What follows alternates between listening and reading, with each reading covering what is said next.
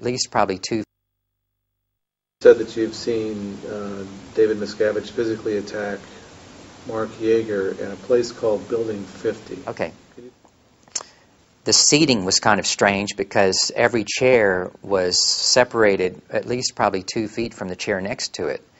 And we were told not to touch the chairs, just go in, and we were told exactly where to sit. Everybody sat down, and you could hear a pin drop. There's no noise or anything. And then Miscavige's own staff would then stand at the doors, sort of to give the statement, basically, that you can't leave. They're like having guards at the doors, but without saying they're guards. But that's the communication you get. It's part of the whole intimidation. Everything he does is geared sort of to intimidate. That's something you just have to understand. Otherwise, it just doesn't make any sense. You go, why would he do that? Well, because he's trying to intimidate you, because that's what he believes in. So we all sat there, and everybody's real quiet. You didn't know what the meeting was for. You didn't know what it was going to be about. Everybody's sure hoping it's not about themselves, because very often that's what you find out in one of these meetings is it's all about you, and you're the last person to know. I mean, you discover it while you're sitting there in the meeting, and all of a sudden he starts talking all about you. And he talks about you in third person, so, everybody's got a real state of anxiety going, waiting for this meeting to start.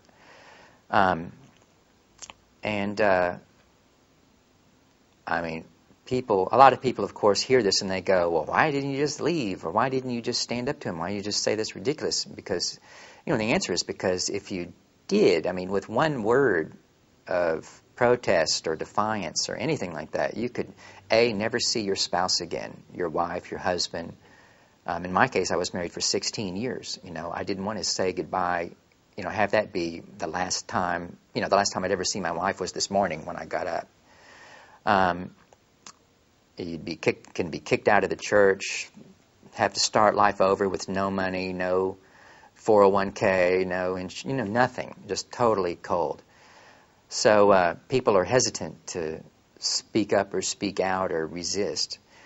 Okay, Miscavige comes in. He starts walking between us and glaring. And this is a guy, if you've never seen him before, he's got a real kind of a unique persona, that you could say. And a lot of people sort of scratch their heads because they've never met a person like this that exudes this something. What is that? Well, what it is that he exudes is actually hatred.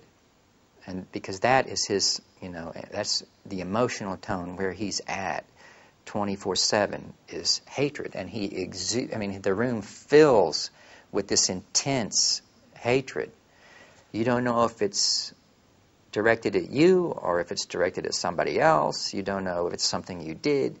But the whole point of it is it's incredibly intimidating, and you tend to feel like, well, maybe you've done something wrong and so forth.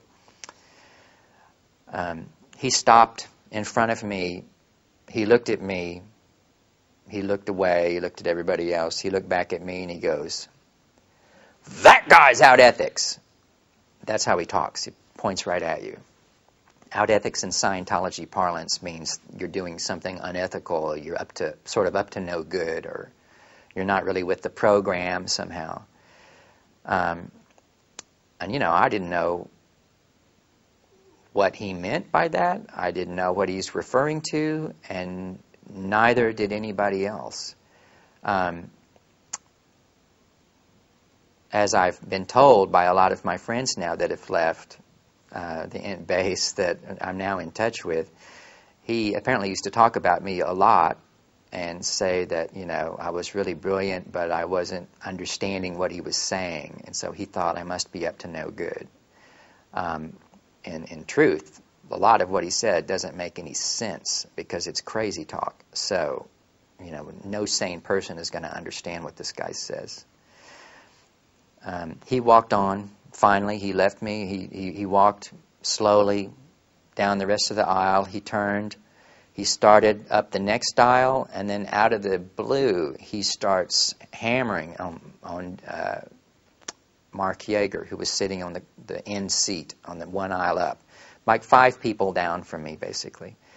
And he started hitting him with both hands. I couldn't tell if it was open-handed or closed fist, but he was just wailing as fast as he could. He hit him maybe 5 or 6 times in the head. And Mark Yeager was kind of trying to raise his arms to deflect the blows and maybe block the hits a little bit, but he wasn't very successful at that. His head was getting, you could see his head getting knocked around from the impact, and his hair was standing up. His papers flew down on the ground, and he fell out of his chair. Their arms and legs got tangled up. Miscavige was cursing him, and then he stopped. And of course, the message was, that could be you. It could be anybody in this room.